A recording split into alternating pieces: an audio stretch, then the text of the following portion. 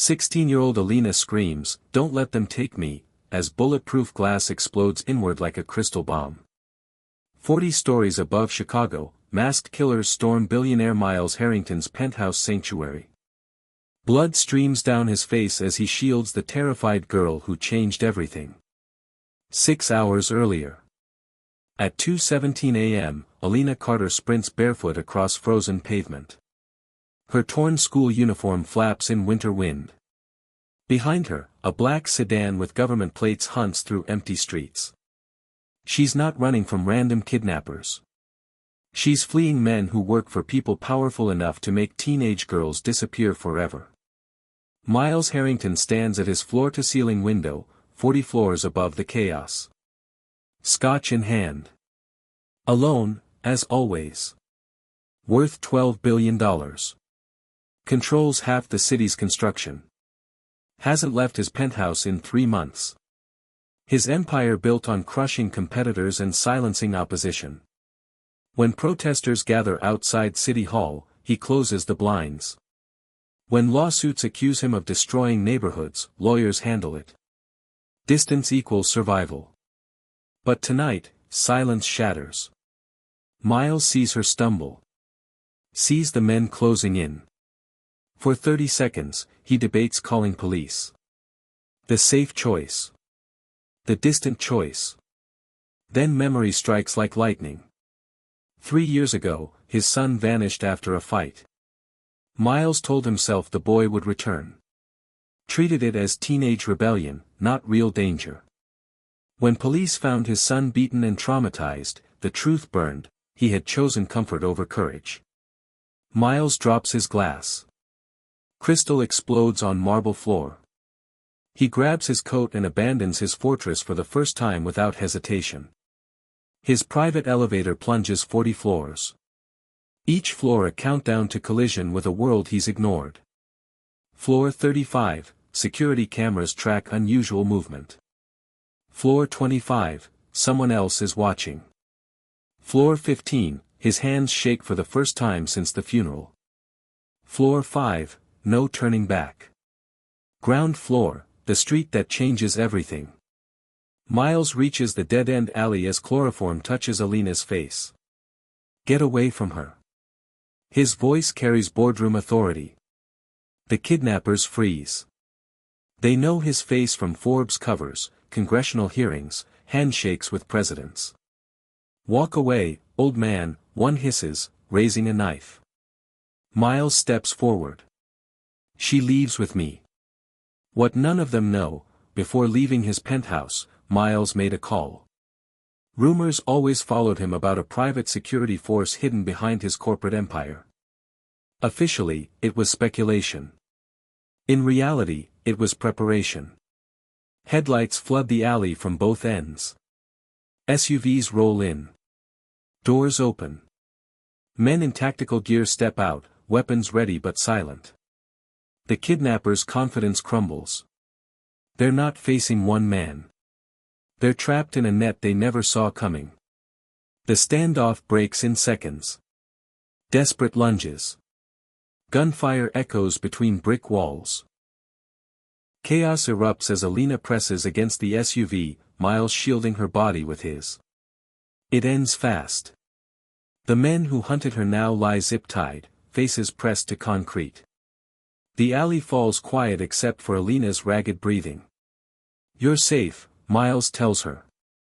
The words sound hollow. He knows safety is never permanent. By sunrise, news crews swarm. Billionaire hero saves kidnapped teen. Headlines praise his courage. For once, his name connects to rescue, not lawsuits. But behind the cameras, darker truth lurks. Miles didn't act from pure goodness. He acted because he couldn't survive another failure. Saving Alina wasn't just about her. It was about rewriting the story that haunted his nights.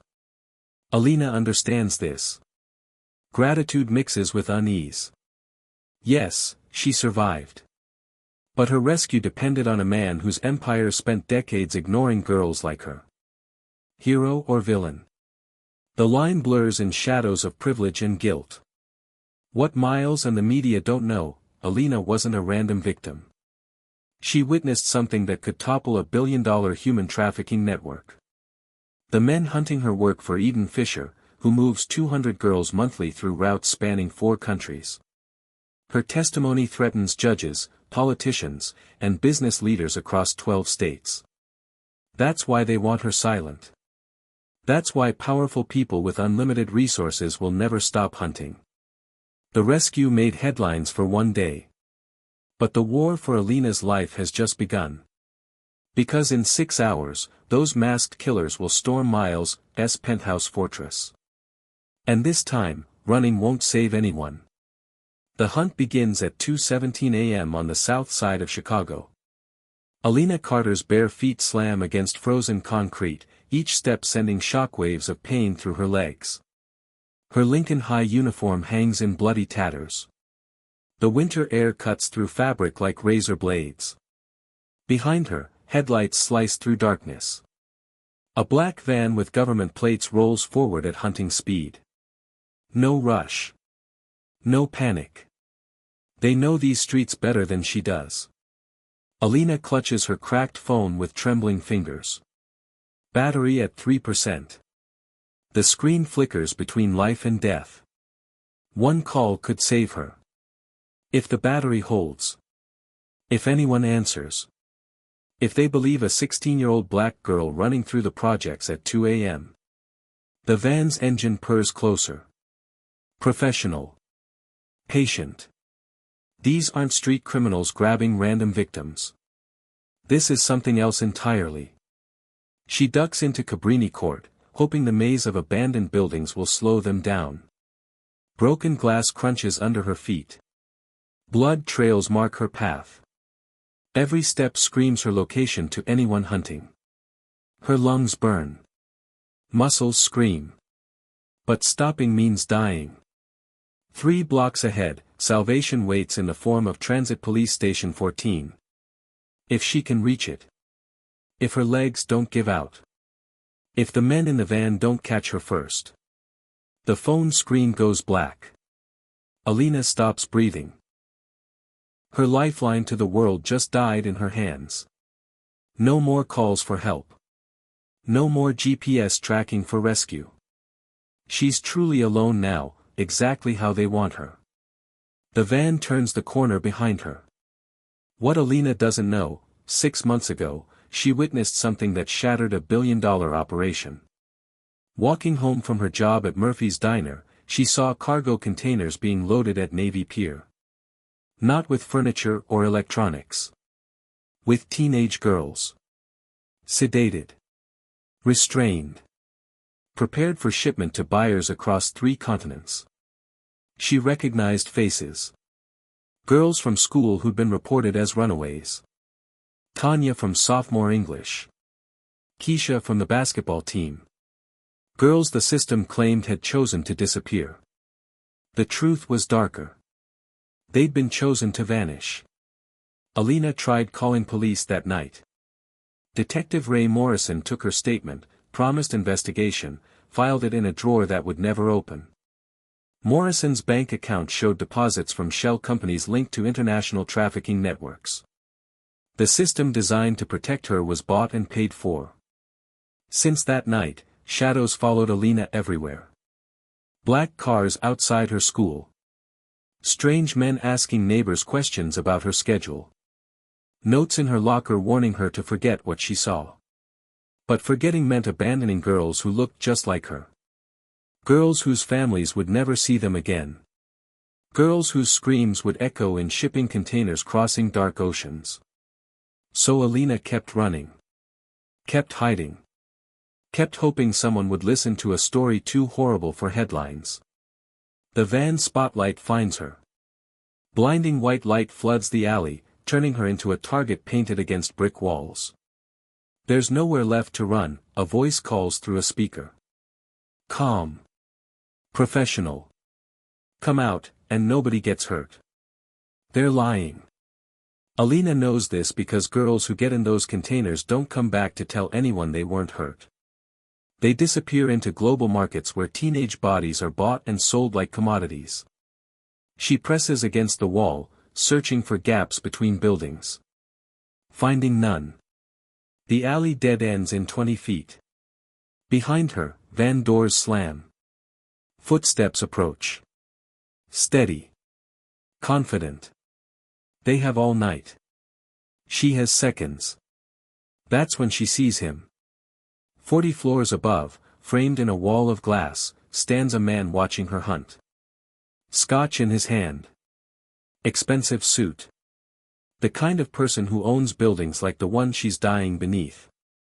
For a moment, their eyes meet across impossible distance. Rich man in his tower. Poor girl in her trap. Two worlds that never touch, suddenly connected by circumstance and choice. The man doesn't move. Doesn't call for help. Doesn't even set down his drink. This is how the world works, Alina realizes. People with power watch. People without power die. The distance between his penthouse and her alley might as well be an ocean. The footsteps get closer. Chloroform and zip ties wait just around the corner. Her story will end here, in shadows beneath glass towers, while men who could help choose comfort over courage. Unless something changes. Unless someone decides 16-year-old girls matter more than safety, convenience, and distance. Unless the man in the penthouse remembers what it feels like to be human. The glass above her explodes. Miles Harrington stands 43 floors above Chicago at 2:18 a.m., watching a world he owns but never touches. $12 billion in assets. 0 people who call him friend. The penthouse spreads around him like a monument to isolation, 30,000 square feet of marble, glass, and silence. His empire built highways that connect communities he's never visited. Bridges that carry families to homes he'll never see. Stadiums where thousands cheer for teams he doesn't follow. Steel and concrete whisper his name across the city, but no human voice speaks it with warmth. The scotch in his hand costs more than most people earn in a month. 25-year-old single malt from Scotland. He drinks it alone, as he does everything else. His wife left 3 years ago. Took half his liquid assets and none of his regret. His son calls twice yearly, Christmas and his birthday, conversations that last exactly long enough to avoid guilt. The penthouse holds 40 bedrooms. Miles sleeps in one. This is the price of dominance. Every competitor he crushed had families. Every bid he stole fed children. Every contract he monopolized kept smaller companies alive.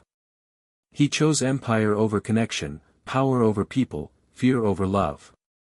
The city below sparkles with 10 million lights, each one representing lives he influences but never meets. His construction projects employ 30,000 workers whose names he doesn't know. His decisions shape neighborhoods he drives past behind tinted windows. Miles built walls taller than his buildings. When protesters gather outside City Hall demanding accountability for toxic waste in their water supply, he closes the blinds. When lawsuits pile up claiming his concrete plants poison the air children breathe, lawyers handle it. Distance equals survival. But tonight, through floor-to-ceiling windows that cost more than suburban houses, he sees something that shatters his careful separation from consequence. A teenage girl runs for her life through streets he paved but never walked. She stumbles, catches herself, keeps moving. Behind her, predators hunt with professional patience. This isn't random violence. It's calculated elimination. Miles has seen this before. 3 years ago, different streets, similar desperation. His son running from men who'd beaten him bloody for witnessing something he shouldn't have seen.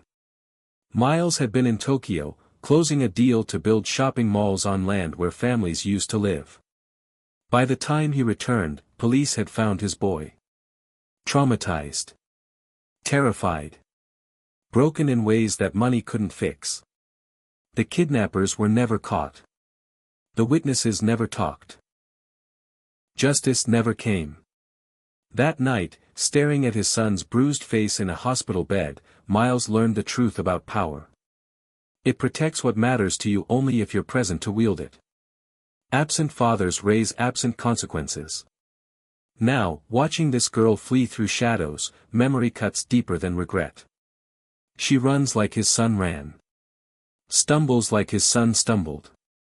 Fights for survival the way his son fought while Miles negotiated profit margins half a world away. The girl's bare feet leave blood on pavement he owns. Her torn uniform reveals a Lincoln High School logo, a school his construction company built 15 years ago. She's running through a neighborhood his urban development projects gentrified, where his apartment complexes displaced families who couldn't afford the rent increases his investments demanded. She's being hunted in a world he created and abandoned. For 30 seconds, Miles considers calling police. Safe. Distant. The way he handled his son's crisis, delegating responsibility to others while maintaining his clean hands and clear conscience. But something stops him. Maybe it's the way her head turns upward, searching for help from windows that stay dark. Maybe it's recognition of his own moral cowardice reflected in 43 floors of glass between him and consequence. Maybe it's understanding that some failures echo across decades, demanding different choices the second time. Miles sets down his scotch. The glass hits marble with a sound like judgment. For the first time in 3 years, he leaves his fortress without hesitation. The elevator shaft drops toward street level, toward collision with a world he spent billions avoiding. Each floor brings him closer to a choice that will redefine everything he thought he knew about power, responsibility, and the distance between comfort and courage. The girl disappears around a corner. The hunters follow. And Miles Harrington, billionaire builder of walls and bridges, descends to discover which one he'll become when it matters most. The elevator drops to the 38th floor when Miles sees them corner her. Two men in tactical gear move with professional precision through the alley 40 stories below. Alina presses against brick walls, searching for escape that doesn't exist. They advance slowly, zip ties ready, chloroform prepared. Miles has 30 seconds to choose. Call police and stay safe behind glass. Or step into a world that destroyed his family 3 years ago. The safe choice would be distance. Pick up his phone, dial 911, let others handle the blood and consequences. That's how billionaires survive. That's how empires endure. Delegation keeps hands clean and consciences manageable. But memory strikes like lightning across 38 floors of separation. Debbie Harrington, 14 years old, walked to art class on Tuesday morning, September 15, 2020. She never came home. While Miles sat in a boardroom discussing quarterly profit margins that would net his company $200 million, his daughter was dragged into a van 6 blocks from Lincoln Academy. The kidnappers called during his presentation to shareholders. Miles sent it to voicemail. The second call came during lunch with investors from Tokyo. He declined it for the 3rd time. Business before family. Always business before family. By the time he listened to the ransom demands 18 hours later, Debbie had been dead for 6 hours. Insulin-dependent diabetic, forgotten in a warehouse while her father calculated tax advantages on international construction deals. The funeral was closed casket. Diabetes and neglect don't leave bodies suitable for viewing. For 3 years, Miles has lived with that choice. Every night, staring at city lights through bulletproof glass, he replays September 15 differently. Answers the phone. Leaves the meeting. Chooses his daughter over his dividend. But you can't rewrite history. You can only refuse to repeat it. Watching Alina stumble against the alley wall is like watching Debbie's ghost demand justice. Same age. Same desperation. Same moment when powerful men decide if vulnerable girls live or die based on convenience and comfort. This time, the choice is immediate. Miles drops his scotch glass. 25-year-old single malt explodes across Italian marble, crystal shards reflecting 40 floors of city lights. The sound echoes through his empty penthouse like a starting gun. How many times have you looked away when someone needed help? If you've ever stayed silent when you should have spoken up, hit that subscribe button. Don't let another story like Alina's disappear into darkness. He grabs his coat from the closet where it's hung untouched for months. Car keys that haven't turned ignitions. Wallet containing cards that could buy armies but couldn't save one teenage girl when it mattered most. The elevator descends faster than his first decision. Each floor carries him closer to collision with consequences he's avoided since Debbie's death. Floor 35, no turning back now. Floor 25, someone else is watching his building's security feeds. Floor 15, his hands shake for the first time since the funeral. Floor 5, the street level he hasn't touched in 97 days. Below in the alley, chloroform approaches Alina's face. Professional kidnappers don't rush. They have all night. She has seconds. Ground floor arrives like Judgment Day. Miles Harrington, who built half of Chicago but never walked its dangerous streets, steps into winter air that cuts through expensive fabric like moral reckoning. His Italian leather shoes touch pavement where blood has been spilled and power means nothing without courage to wield it. The alley stretches ahead like a tunnel between who he was and who he might become. At the end, men with government-grade equipment prepare to disappear a 16-year-old girl whose testimony could topple billion-dollar criminal networks. Miles has spent 3 years building walls between himself and the world that killed his daughter. Tonight, he tears them down with his bare hands, walking toward the sound of Alina's final scream. The elevator shaft becomes a countdown to collision. 90 seconds from penthouse to street level. 90 seconds from comfort to consequence. Miles watches floor numbers drop like a timer on everything he's built to avoid this moment. Floor 39, his reflection stares back from polished steel walls.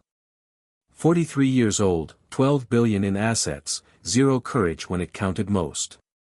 The man who built half of Chicago's skyline but couldn't save one teenage girl when her life depended on answering a phone. Floor 35, security cameras track his movement. Red lights blink in the elevator's upper corners, recording his descent for systems he doesn't control.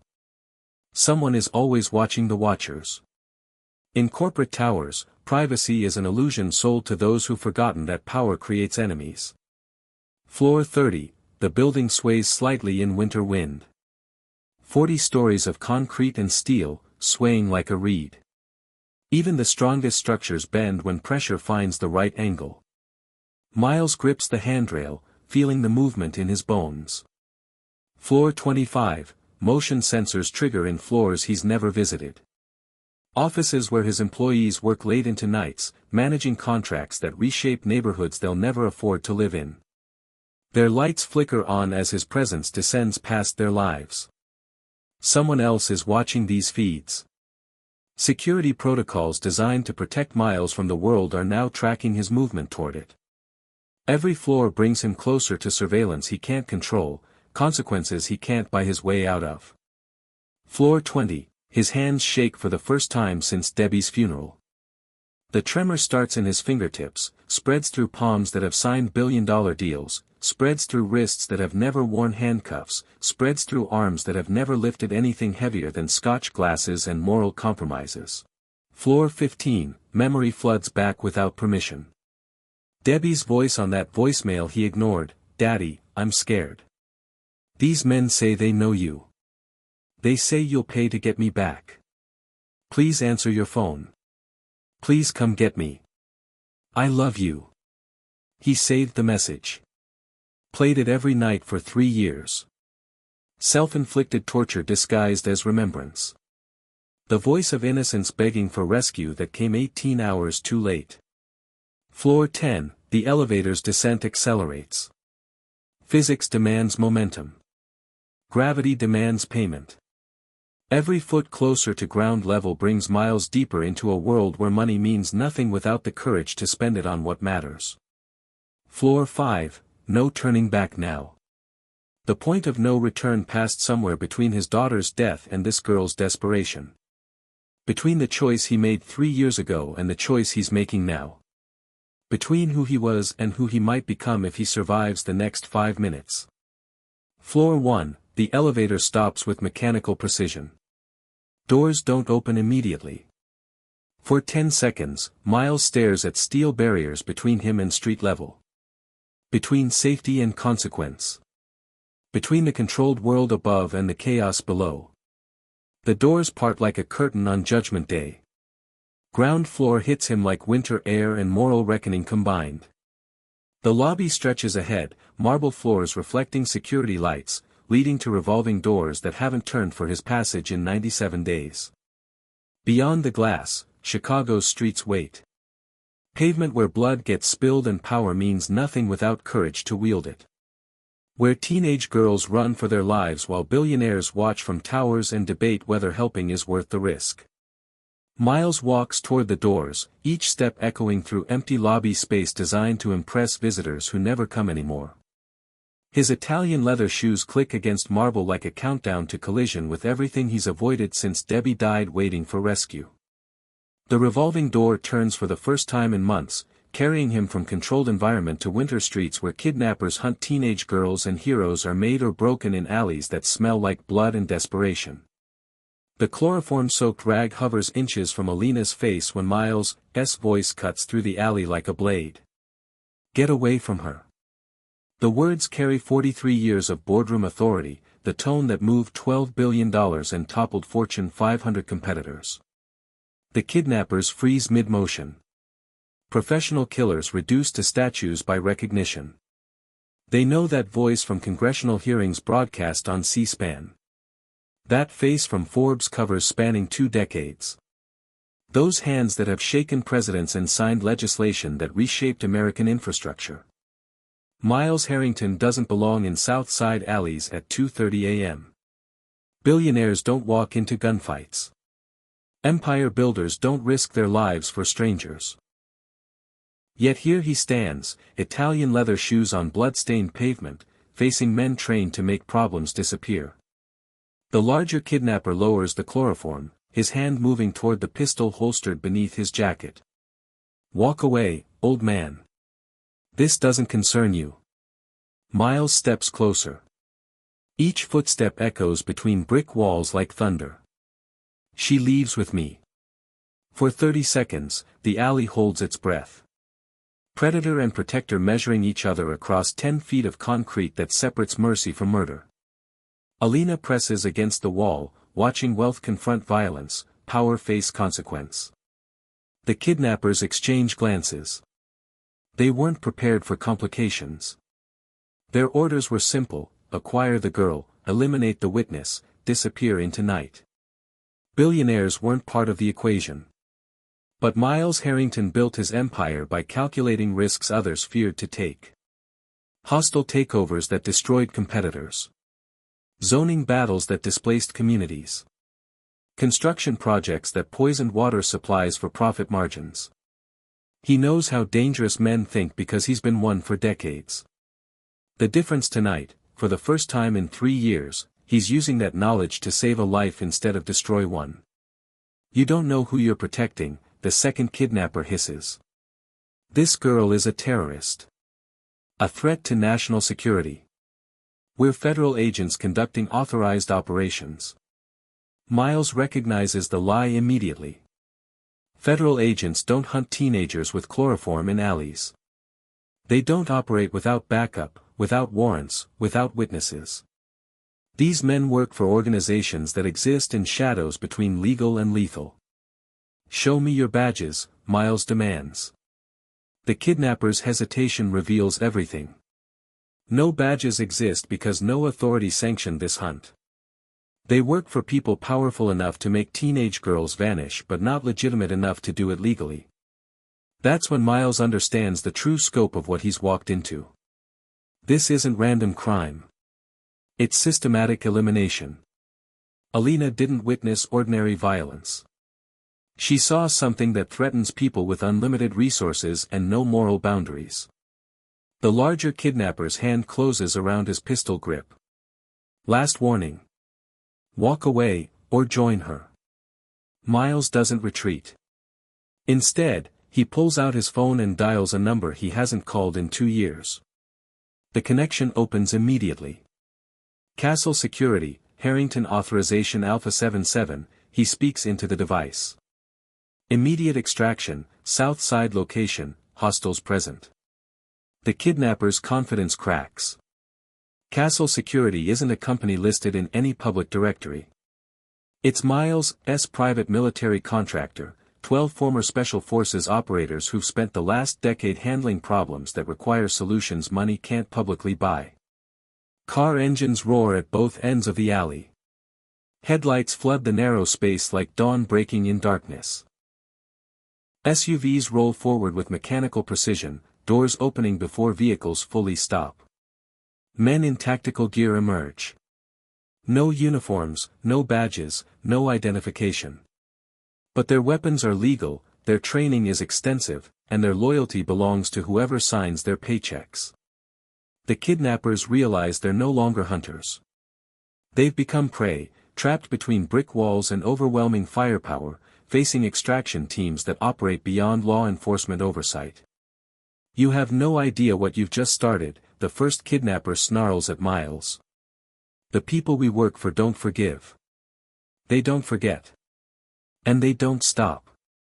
Miles looks at Alina, then back at the men who were seconds away from disappearing her forever. "Neither do I." The alley explodes into chaos as desperate men make fatal choices. Gunfire echoes between brick walls as Miles's security team engages the kidnappers. But this isn't random street crime gone wrong. This is the collision of two machines built to operate in darkness, and what Miles doesn't know could destroy everything he's trying to save. The men hunting Alina don't work for local gangs or desperate criminals. They're employees of Eden Fisher, a human trafficking kingpin whose network spans 4 continents and generates $3 billion annually. Professional elimination specialists trained to make problems disappear without traces.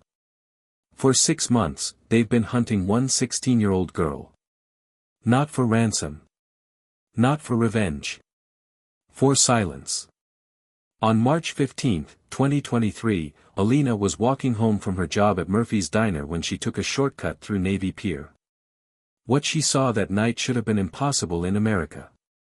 Should have been relegated to third-world horror stories and documentary footage from countries where law enforcement doesn't exist. Cargo containers being loaded with human cargo. Teenage girls, some barely 13, sedated and restrained like livestock prepared for slaughter. She recognized faces from missing person reports. Girls who'd been classified as runaways by police departments that stopped investigating when the victims were poor and black. Tanya Rodriguez from sophomore English class. Reported missing 2 months earlier. Family told she probably ran away with an older boyfriend.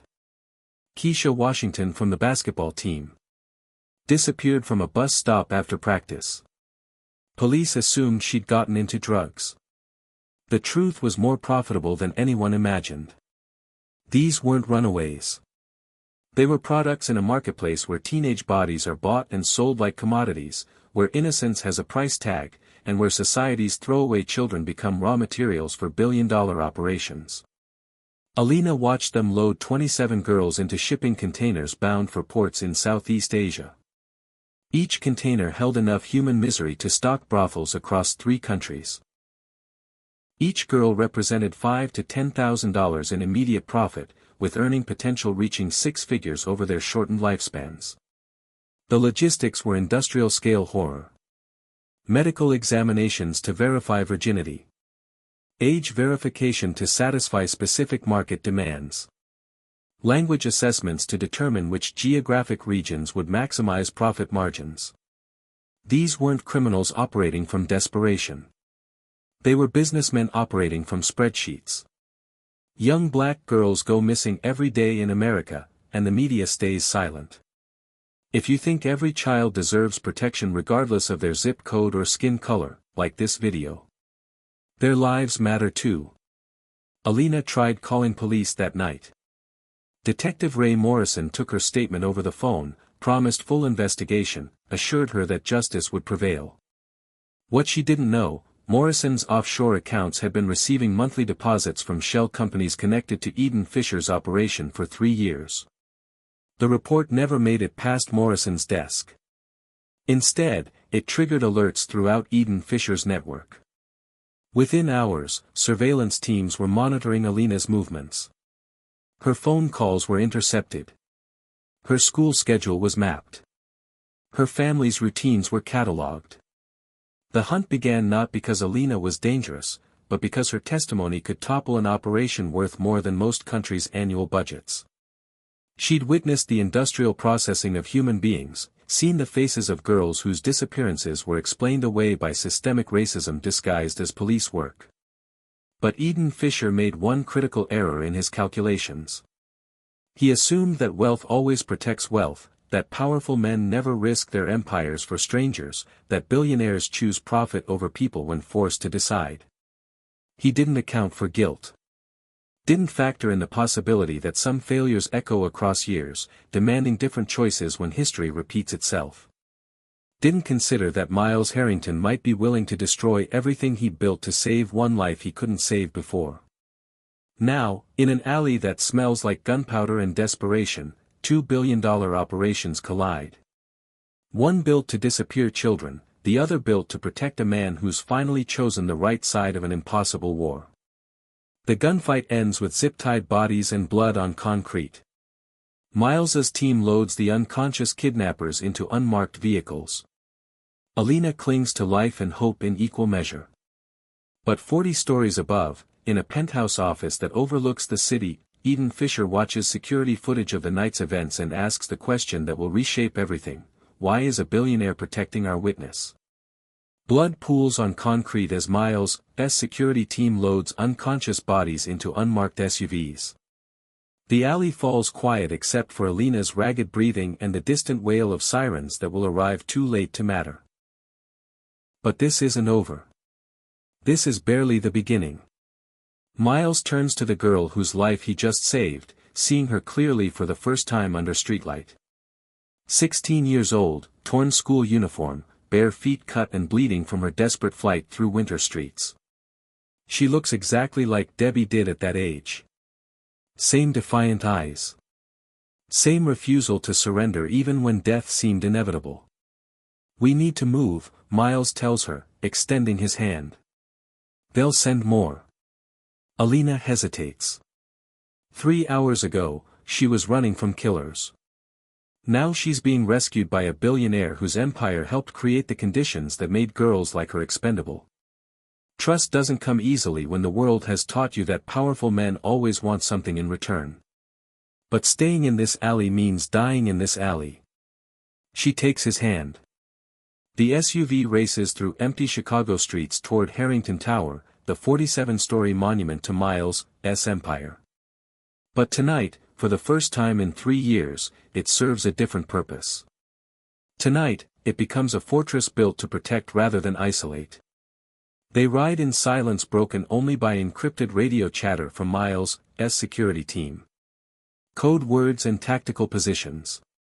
Perimeter establishment and threat assessment. The language of men trained to kill professionally, now focused on keeping one teenage girl alive. Miles studies Alina in the SUV's dim light. Her hands shake from adrenaline and fear, but her eyes remain alert. Calculating. Survivors recognize other survivors, and she's clearly been running long before tonight's chase through frozen alleys. "How long have they been hunting you?" he asks. 6 months, Alina whispers. "Ever since Navy Pier." The words hit Miles like physical blows. 6 months of living in terror. 6 months of knowing that men with unlimited resources wanted her dead. 6 months of a 16-year-old girl carrying knowledge that could save hundreds of other girls while the system designed to protect her actively worked to silence her. Miles' phone buzzes with an encrypted message from his head of security: "Sir, we have a problem. The men we captured aren't talking, but their equipment is military grade. This operation has federal funding." The implications crash over Miles like ice water. Fisher's network isn't just protected by corrupt local cops like Detective Morrison. It reaches into federal agencies, congressional offices, judicial chambers. The very institutions meant to fight human trafficking are actively facilitating it. This isn't crime. It's government policy disguised as law enforcement failure. The SUV pulls into Harrington Tower's underground garage, past 3 separate security checkpoints, into a sublevel that doesn't appear on any building plans. Miles built this facility after Debbie's kidnapping, swearing he'd never again be defenseless when people he cared about faced danger. Bulletproof walls. Independent power systems. Communication arrays that bypass standard networks. Enough weapons and ammunition to outfit a small army. Medical facilities equipped for trauma surgery. Everything needed to wage war against enemies with unlimited resources and no moral boundaries. Dr. Elena Rodriguez waits in the medical bay, having been summoned by encrypted emergency protocols. She's treated Miles' family for 15 years, but she's never seen him bring anyone else into his fortress. Never seen him risk exposure to save a stranger. Who is she? Elena asks as she examines Alina's injuries. Miles realizes he doesn't know her full name, her family situation, her dreams or fears or hopes for the future. All he knows is that she witnessed something horrible and chose to keep running instead of staying silent. Chose integrity over safety. Chose other people's lives over her own comfort. Just like Debbie would have, if she'd lived long enough to face that choice. She's the reason they're all going to burn, Miles answers, watching Elena clean cuts on Alina's feet. Every single person who profits from this. Every judge who takes their money. Every cop who buries their reports. Every politician who looks the other way while children disappear. Alina looks up at him with eyes older than her years. You don't know what you're getting into. These people own everything. They have files on judges, politicians, business leaders. Anyone who threatens them ends up dead or destroyed. Miles nods, understanding the weight of what he's chosen. His empire, built over 4 decades, could be dismantled in months if Fisher's network decides he's too dangerous to live. His reputation, his wealth, his freedom, all of it now depends on keeping one 16-year-old girl alive long enough to testify. But some choices transcend self-preservation. Some moments demand that you choose who you really are when everything else gets stripped away. Elena finishes treating Alina's injuries and steps back. She needs rest, food, and safety. How long can you guarantee the last one? Before Miles can answer, alarms begin blaring throughout the facility. The alarms cut through Harrington Tower's fortified silence like screams. Red lights flash across medical bay walls as Miles' security systems detect incoming threats. Multiple vehicles approaching from 3 directions. Tactical teams with military-grade equipment. Professional killers who found his fortress in less than 4 hours. How did they find us so fast? Dr. Rodriguez asks, her hands still bloodied from treating Alina's wounds. Miles checks his encrypted tablet, watching security feeds that show the impossible. Black SUVs rolling through Chicago streets with federal license plates. Men in tactical gear carrying weapons that require congressional authorization. This isn't Fisher's usual network of corrupt cops and hired muscle. This is the United States government coming to kill a 16-year-old girl. Alina sits up on the medical table, her voice barely a whisper. I told you they own everything. Judges, politicians, federal agents. The whole system protects them because the whole system profits from us. The truth hits Miles like ice water. The kidnappers in the alley weren't freelance criminals. They were federal contractors working under classified operations budgets. When his security team captured them, they triggered protocols that reached the highest levels of American intelligence agencies. The girls being loaded into shipping containers at Navy Pier weren't just victims of human trafficking.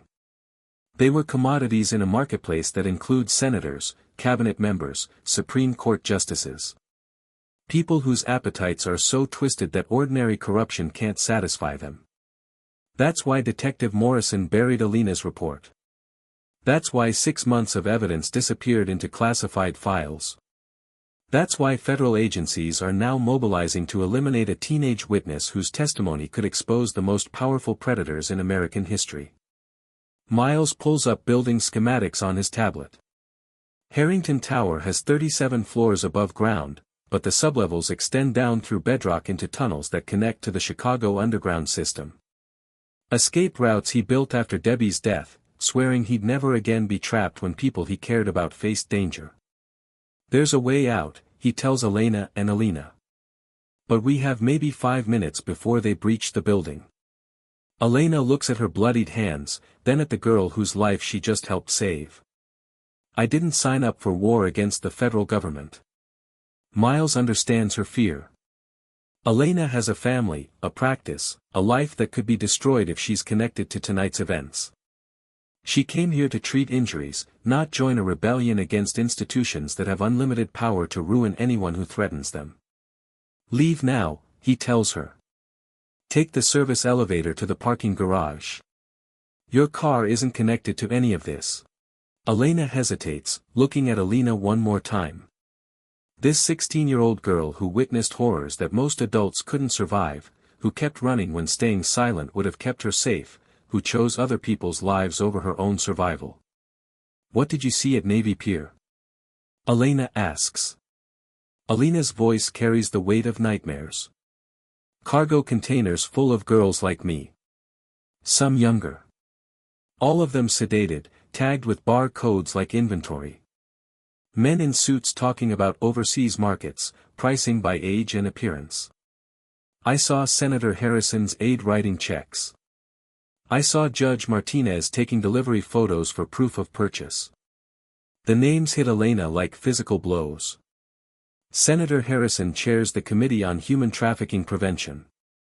Judge Martinez sentences traffickers to life in prison during highly publicized trials. Both have built careers fighting the very crimes they secretly facilitate. They're not just covering up trafficking, Elena realizes. They're running it. Explosions echo from upper floors as federal teams breach Harrington Tower's security perimeter. Glass shatters, steel doors buckle, concrete walls crumble under military-grade assault weapons. The fortress Miles built to protect his family is being demolished by the same government that failed to save Debbie. Miles grabs an encrypted phone and sends a single message to contacts across 3 continents. Journalists, investigators, human rights organizations. People who've spent decades documenting government corruption but never had evidence this damning. If he dies tonight, if Alina dies with him, at least her testimony will survive in digital form. At least the world will know that American children are being sacrificed to protect American power brokers whose appetites demand fresh victims every month. The elevator shaft fills with the sound of descending tactical teams. Heavy boots on steel stairs. Radio chatter coordinating assault positions. The professional language of men trained to eliminate threats to national security. Miles leads Alina toward the tunnel entrance hidden behind a false wall in the medical bay. But as the steel door slides open, revealing darkness that leads to uncertain escape, Alina stops. They'll never stop hunting me, she whispers. Even if we escape tonight, they'll keep coming. They have too much to lose if I testify. Miles looks into eyes that have seen too much horror for 16 years of life. Then we make sure your testimony reaches people they can't kill or silence. The building shakes as explosions get closer. Time running out like sand through broken glass.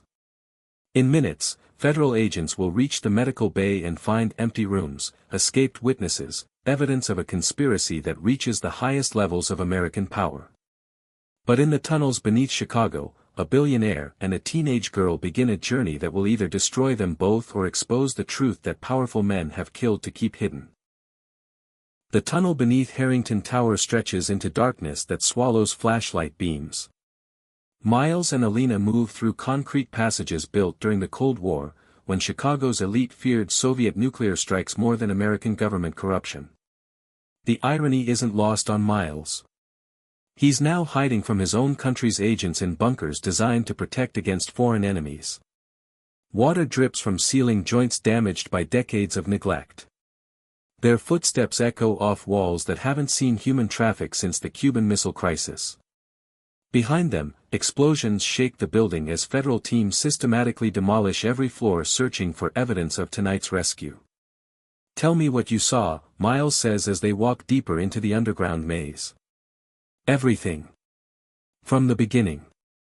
Alina's voice carries exhaustion that comes from 6 months of running, 6 months of knowing that telling the truth could get her killed. March 15th. I was walking home from Murphy's Diner where I work nights to help Mom pay rent. Took a shortcut through Navy Pier because the regular route goes past drug dealers who've been getting aggressive with girls my age. She stops walking, memory overwhelming present danger. I heard voices coming from the loading docks. Thought it might be late-night workers, but something felt wrong. The voices were too quiet, too organized. So I climbed onto a shipping container to see what was happening. Miles checks his phone for GPS signals, finding none. They're too deep underground, too far from cellular towers, too isolated from the world above where federal agents are currently tearing apart his empire searching for a 16-year-old girl whose testimony could topple governments. What I saw should be impossible in America, Alina continues.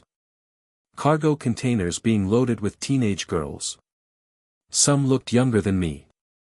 All of them unconscious, tagged with bar codes like products in a warehouse. Men in expensive suits supervising the operation like business executives managing inventory. The tunnel branches into multiple passages. Miles chooses the path leading toward Lake Michigan, toward boat docks where his private yacht waits fueled and ready for emergency evacuation. But escape feels hollow when the system itself is corrupt beyond repair.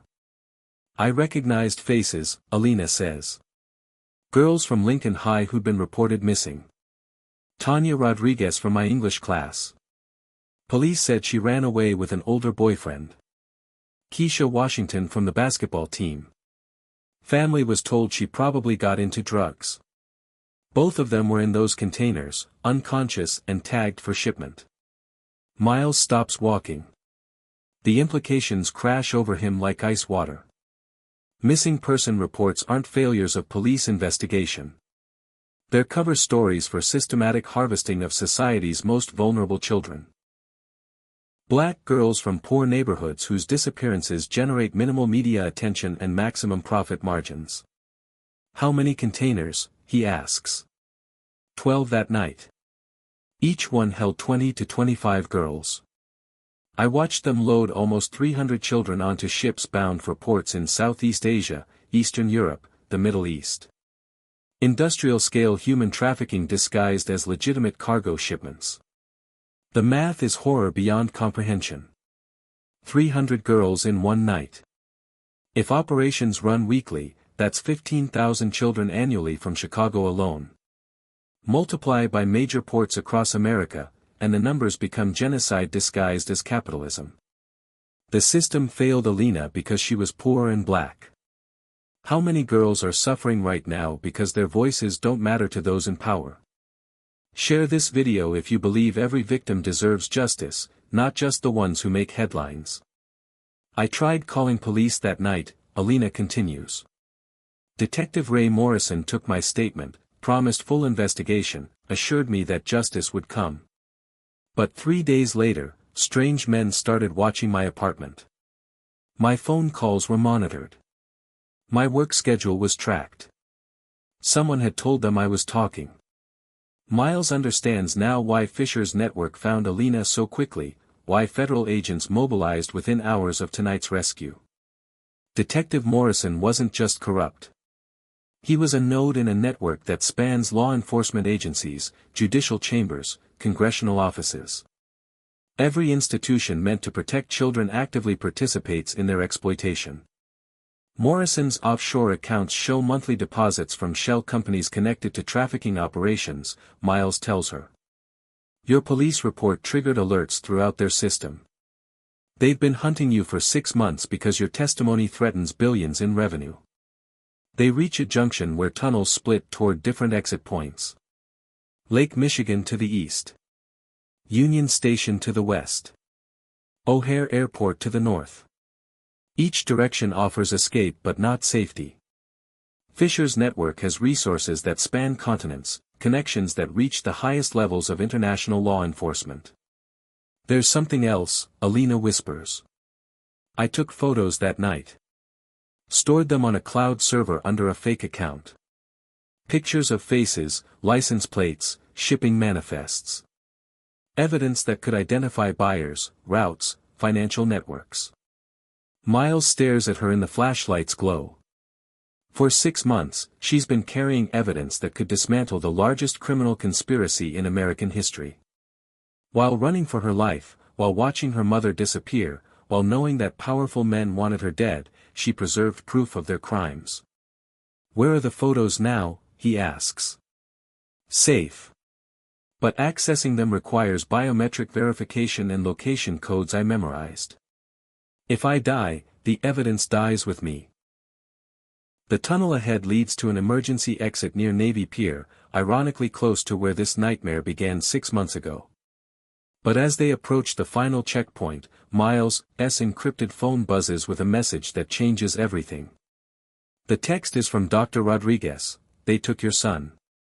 The message on Miles' phone burns like acid. They took your son. Dr. Rodriguez's words transform the tunnel from escape route into torture chamber. The walls close in as 3 years of carefully buried grief explodes back to the surface with the force of a nuclear blast. Miles stops walking. His hands shake as memory floods through the present moment without permission. Debbie's photo, permanently burned into his retinas. 13 years old, gap-toothed smile, holding her acceptance letter to the Chicago Academy of Arts. His brilliant, beautiful daughter who dreamed of painting murals that would make people believe the world could be better. She was taken at 14 while he sat in a boardroom discussing a merger that would net Harrington Construction $200 million. The kidnappers called during his PowerPoint presentation to shareholders from Tokyo. Miles sent it to voicemail. Business before family. Always business before family. The second call came during lunch with investment bankers. Miles declined it for the 3rd time, annoyed by the interruption to his profit calculations. The 3rd call arrived during his flight home from a deal that would make him richer and Debbie deader. By the time he listened to the ransom demands 36 hours later, his daughter had been dead for 18 hours. Insulin-dependent diabetic, forgotten in a warehouse while her father negotiated tax advantages on international construction deals. Diabetes and neglect don't leave bodies suitable for viewing. The funeral was closed casket. For 3 years, Miles has replayed that day differently. Answers the phone. Leaves the meeting. Chooses his daughter over his dividend. But you can't rewrite history with money. You can't purchase redemption with power.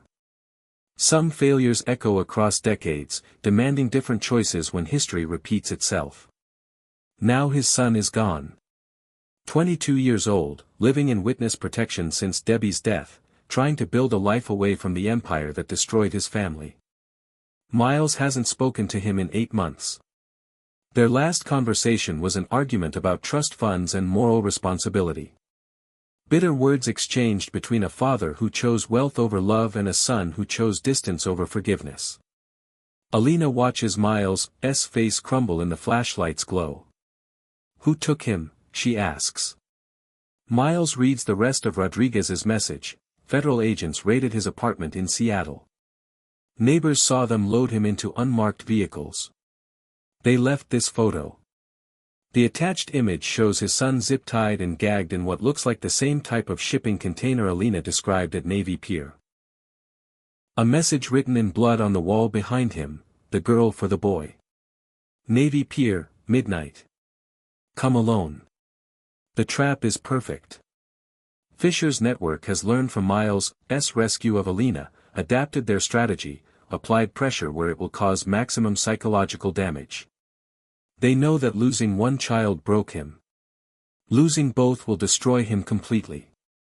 It's a trap, Alina says, reading the situation with clarity that comes from 6 months of being hunted by professionals. They want me to feel guilty for putting your family in danger. They want you to choose between saving me or saving him. Either way, they win. Miles stares at his son's terrified face on the phone screen. Same eyes as Debbie. Same desperate need for a father who's never been present when it mattered most. This is his chance for redemption, his opportunity to choose family over empire, love over profit margins. But trading Alina for his son means condemning hundreds of other girls to shipping containers and overseas markets.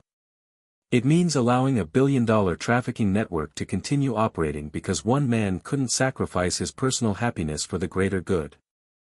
The tunnel stretches ahead toward multiple exit points. Lake Michigan to the east where his yacht waits. Navy Pier to the south where his son dies if he doesn't surrender Alina by midnight. Chicago streets in all directions where federal agents hunt a 16-year-old girl whose testimony could topple governments.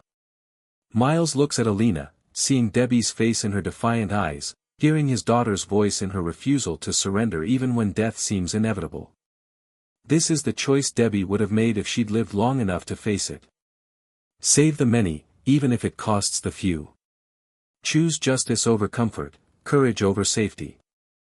There's a third option, Miles says, his voice carrying the steel that built half of Chicago's skyline.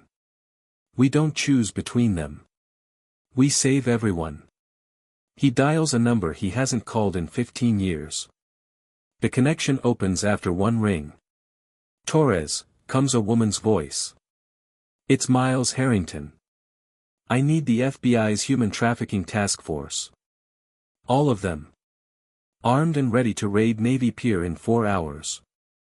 Agent Carmen Torres has been investigating Fisher's network for 3 years, following financial trails that lead to congressional offices and judicial chambers.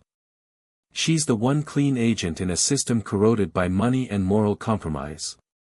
What do you have for me, she asks. Miles looks at Alina, then at his son's photo. Everything. Names, locations, financial records, shipping manifests. Enough evidence to dismantle the largest criminal conspiracy in American history. The tunnel behind them echoes with the sound of federal agents who finally breached Harrington Tower's lower levels. Ahead lies Navy Pier, where his son waits to die and Alina's evidence waits to destroy the people responsible for both their nightmares. Time is running out like blood through broken glass. The encrypted phone buzzes with a bank alert that destroys Miles' world. $2 million transferred to an account belonging to Bill Hardy, his head of security for 15 years. The man who taught Debbie to ride a bike. The man who held Miles' hand at her funeral. The man who swore on her grave that he'd never let another child suffer. Money corrupted even love, turned grief into greed, transformed a godfather into a ghost. Miles shows the alert to Agent Torres through his encrypted messaging app. The financial trail leads through shell companies in the Cayman Islands, routing funds from organizations that exist only on paper but generate billions in human trafficking revenue. Thomas wasn't just taking bribes. He's been feeding information to Fisher's network since the night Debbie died. Every security protocol Miles built. Every safe house location. Every escape route planned. Every contingency designed to protect people he cared about. All of it compromised by the man he trusted most in the world. That's how federal agents found Harrington Tower so quickly. That's how they knew exactly which floors to target, which exits to block, which systems to disable. Thomas provided architectural blueprints, security codes, operational schedules. He turned Miles' fortress into a trap designed to capture Alina. The tunnel suddenly feels like a coffin. Every step forward brings them deeper into passages that Thomas knows better than anyone. He supervised their construction, tested their ventilation, mapped their exits. He knows exactly where Miles would run and exactly how to cut him off. Alina reads Miles' face in the flashlight's glow. Someone betrayed us. Miles nods, unable to speak past the rage and grief choking his throat. Thomas was Debbie's godfather. He read her bedtime stories, taught her to paint landscapes, promised her that the world contained more beauty than cruelty. When diabetes took her life, Thomas cried harder than Miles did. But grief, apparently, has a price. $2 million to forget promises made to a dying child. $2 million to help traffickers eliminate the witness who could expose their network. $2 million to turn love into profit, memory into merchandise. Money silences too many people who should protect the innocent. If you've ever watched corruption destroy lives while good people stayed quiet for their paycheck, hit subscribe. The cost of silence is always paid in blood. Miles pulls up Thomas's personnel file on his encrypted tablet. 15 years of loyalty. 15 years of trust. 15 years of access to every secret, every weakness, every vulnerability in Miles' empire. The financial records show the deposit started 3 months after Debbie's funeral, when Thomas was struggling with medical bills for his own daughter's cancer treatment. That's how corruption works. It doesn't start with evil people making evil choices. It starts with desperate people making small compromises, then bigger ones, until they're too deep to climb out. Thomas probably told himself he was just sharing harmless information. Probably convinced himself that helping traffickers was temporary, just enough to pay for his daughter's chemotherapy. But there's no temporary when you're selling children to predators. There's no harmless when you're helping federal agents hunt teenage girls through Chicago streets. There's no redemption when you betray the memory of a child you promised to protect. The tunnel ahead branches into multiple passages. Miles knows Thomas has anticipated every route, positioned assets at every exit. The underground maze that was supposed to provide escape has become a hunting ground where the predators know every corner and the prey have nowhere left to run. Agent Torres responds to Miles' message, "Wright's been feeding us false information for 2 years. Every lead we followed, every raid we planned, every witness we tried to protect. He knew about all of it before we did. That's why we've never been able to catch Fisher's people." The scope of Thomas's betrayal extends beyond Miles' family. FBI investigations derailed, witnesses disappeared, evidence destroyed.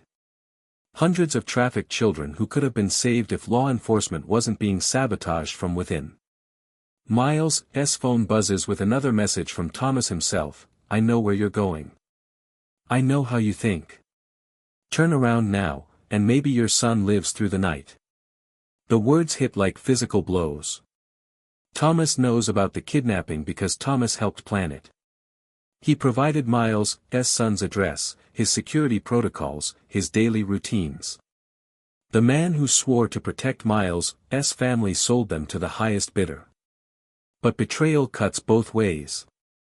If Thomas knows Miles' plans, Miles knows Thomas's weaknesses. 15 years of friendship created vulnerabilities that work in both directions. Thomas has a daughter in remission from leukemia. He has a wife who believes he's a hero. He has a reputation built on lies that money can't protect forever. Miles sends coordinates to Agent Torres, Bill Hardy's home address, his daughter's school, his wife's workplace. If Thomas wants to play with family as leverage, the game works both ways. The tunnel ahead leads to a maintenance door that opens onto Navy Pier. Beyond that door, Miles' son waits to die unless Alina surrenders herself to trafficking networks that will disappear her forever. But Miles Harrington didn't build a $12 billion empire by accepting impossible choices. He built it by creating third options that nobody else sees coming. The maintenance door swings open, revealing Lake Michigan's frozen shoreline and the lights of Navy Pier where his son's life hangs in the balance of decisions made by men who've forgotten that some things matter more than money. The abandoned warehouse on Lake Michigan's shore reeks of rust and betrayal. Agent Carmen Torres spreads classified documents across a metal table while wind howls through broken windows. For 3 years, she's been tracking Eden Fisher's network through financial records that lead to congressional offices and judicial chambers. Tonight, she finally has a witness willing to testify. This isn't just human trafficking, Torres tells Miles as Alina studies surveillance photos. This is systematic harvesting of American children to supply international markets. 200 girls minimum every month, shipped through 12 countries, generating $3 billion annually. The numbers hit like physical blows. 200 girls monthly means 2,400 children annually from Chicago alone. Multiply that by every major port city across America, and the scope becomes genocide disguised as capitalism. Torres points to shipping manifests recovered from raids in Hamburg, Bangkok, and Dubai.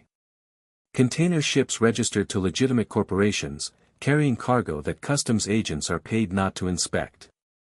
Each container holds 20 to 30 girls, aged 12 to 17, sedated for transport to buyers who've placed specific orders.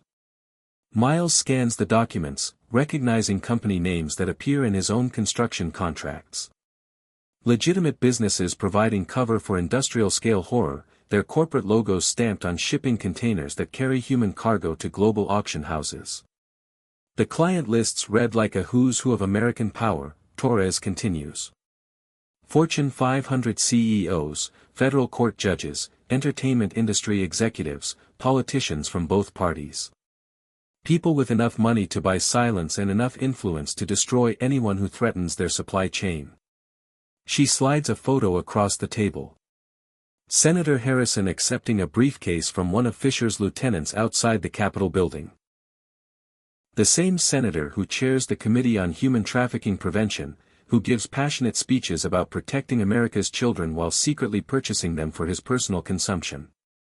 Another photo shows Judge Martinez reviewing a catalog of available girls, their ages and physical descriptions listed like livestock specifications.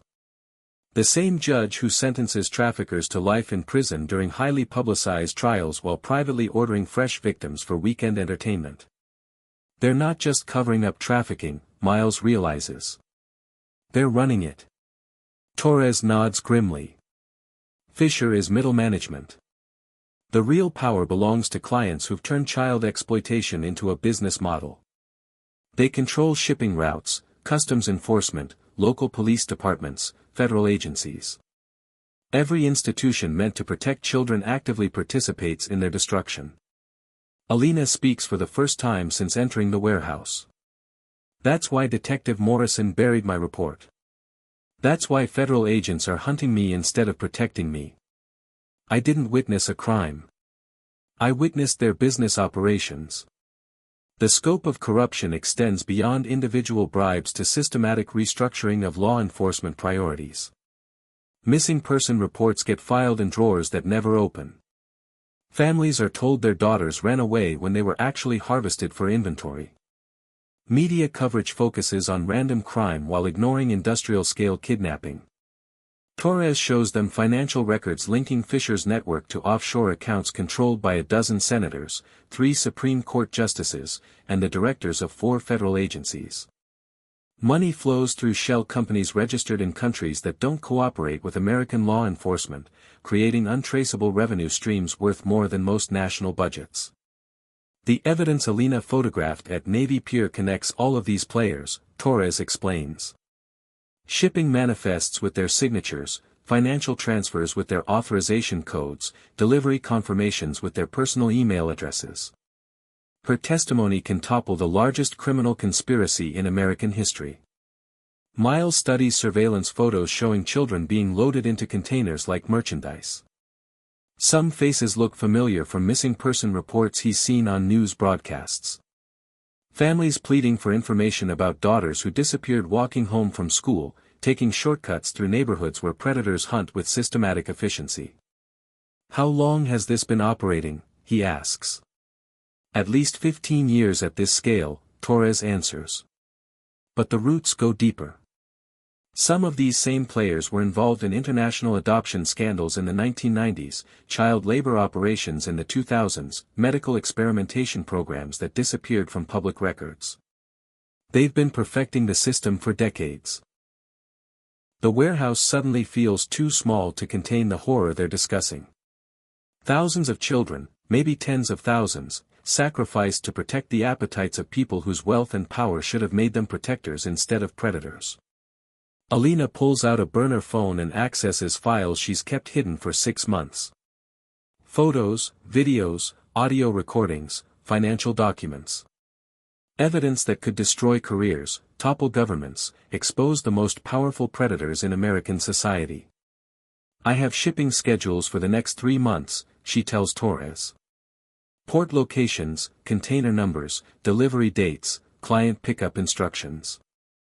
Enough information to intercept hundreds of girls before they disappear forever. But saving those girls means surviving the next 12 hours. Means reaching Navy Pier alive. Means confronting Eden Fisher and his army of federal contractors without getting killed or captured.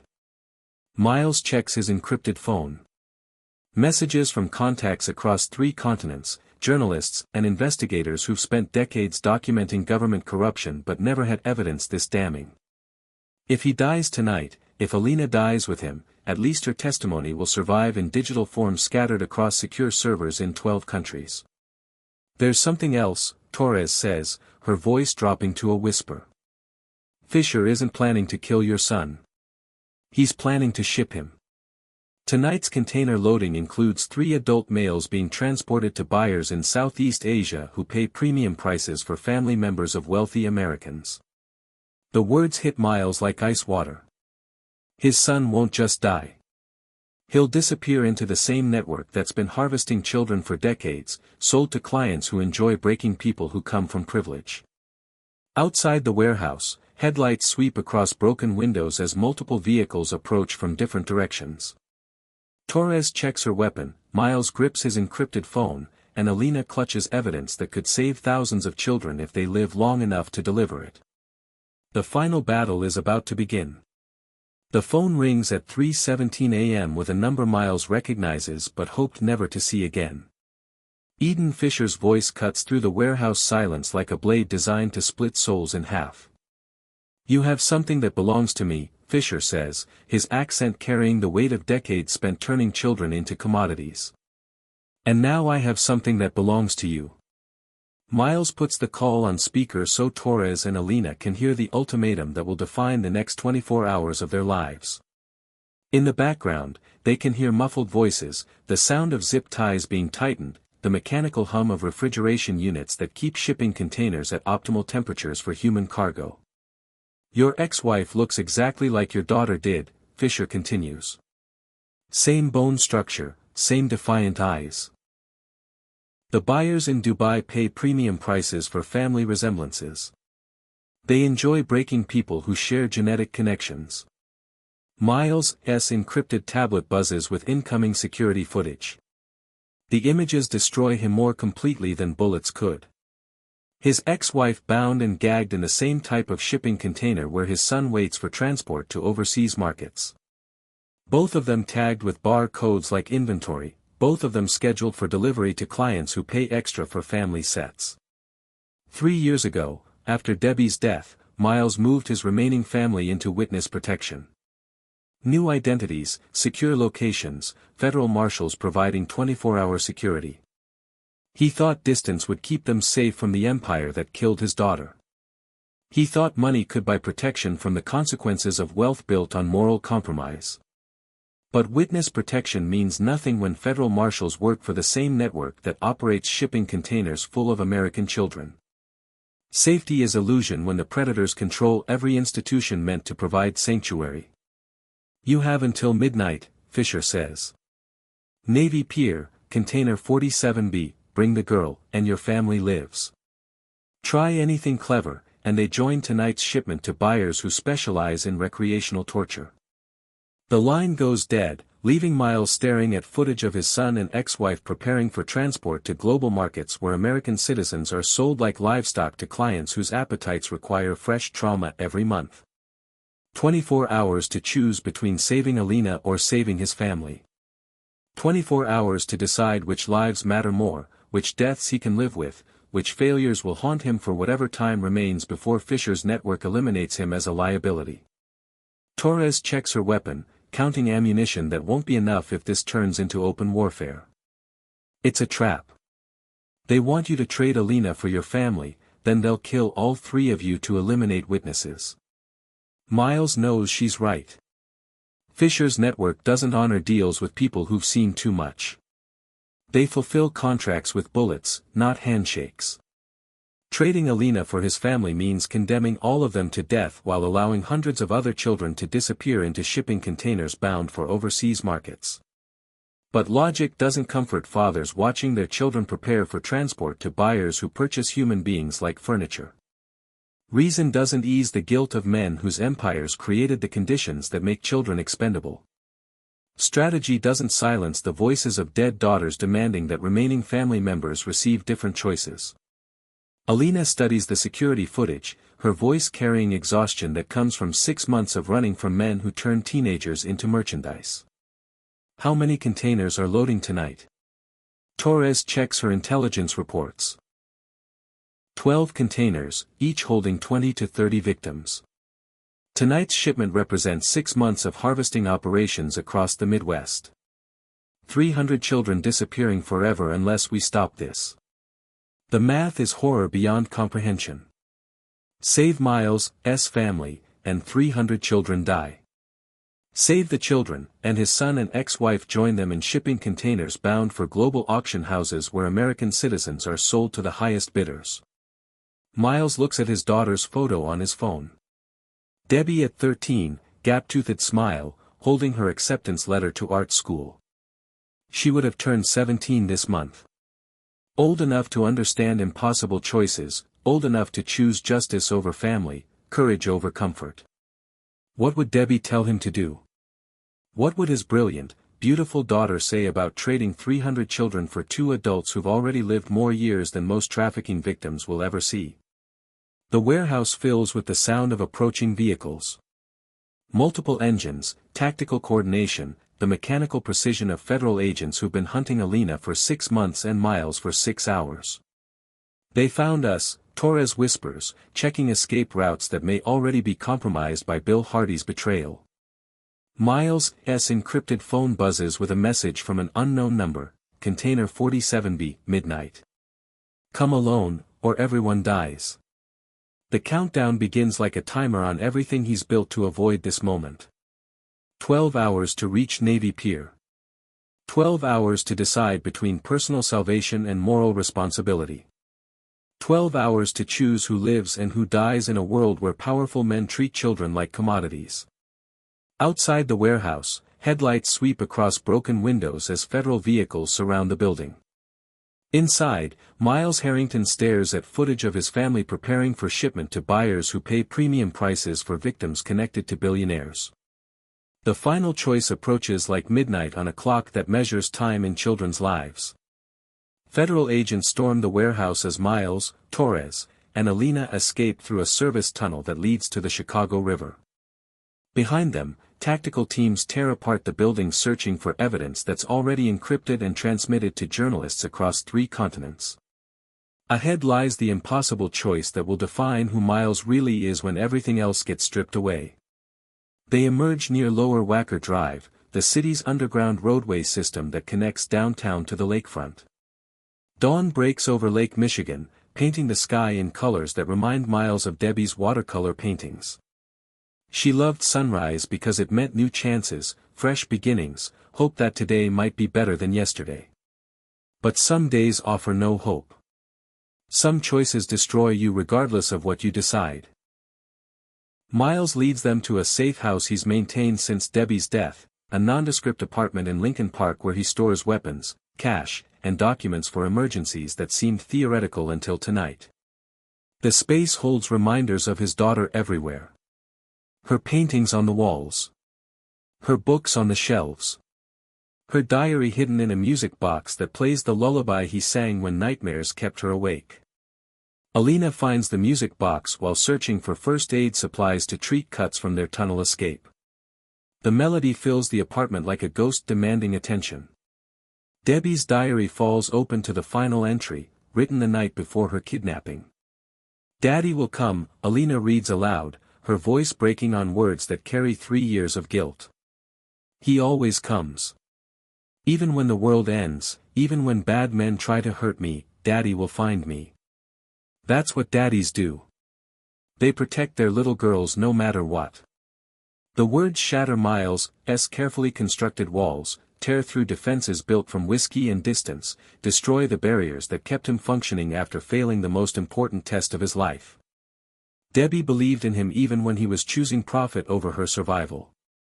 Trusted him even when he was calculating tax advantages instead of answering ransom calls. Society taught Miles that some lives matter more than others. But Alina's life has the same value as his daughter's. If you believe no child should be thrown away because of their race or class, comment below with "Every life matters" and let the algorithm spread this truth. Miles stares at his daughter's handwriting, remembering the art teacher who said Debbie had gift for capturing light in impossible places. She painted hope on canvas even when darkness surrounded her. Drew beauty from broken things. Created joy from materials that seemed worthless until her vision transformed them into something precious.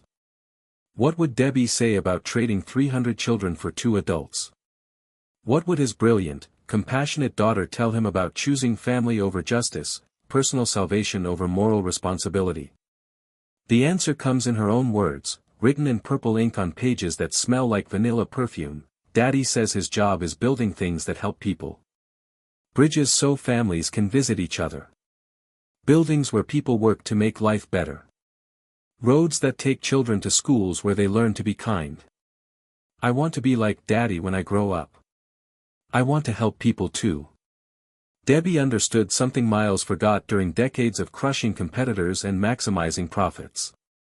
Power exists to protect the powerless. Wealth means nothing if it doesn't serve justice. Success without compassion is just organized selfishness disguised as achievement. Alina closes the diary, tears streaming down her face. She sounds like she was amazing. Miles nods, unable to speak past the grief choking his throat. Debbie was amazing. Brilliant and kind and full of dreams about making the world better. She died believing her father would save her, trusting in love that existed more in her imagination than his priorities. But failure doesn't end with death. Some promises transcend the grave, demanding that survivors honor commitments the dead never stopped believing in. Debbie's faith in her father doesn't die because she did. It lives in every choice he makes, every life he saves or fails to save, every moment when he decides who he really is beneath the empire and isolation. Torres checks her encrypted phone, reading updates from FBI teams coordinating tonight's operation. We have 8 hours until the Navy Pier exchange. Fisher's network is moving containers into position, loading 300 children for overseas shipment. If we don't stop this tonight, they disappear forever. Miles looks at Debbie's photo on his phone, then at Alina's exhausted face, then at security footage showing his son and ex-wife preparing for transport to buyers who purchase American families like furniture sets. The choice seems impossible because it is impossible. Some decisions destroy you regardless of what you decide. But Debbie's diary provides clarity that cuts through moral complexity like light through darkness. Some things matter more than personal happiness. Some responsibilities transcend family loyalty. Some promises demand sacrifices that break hearts but save souls.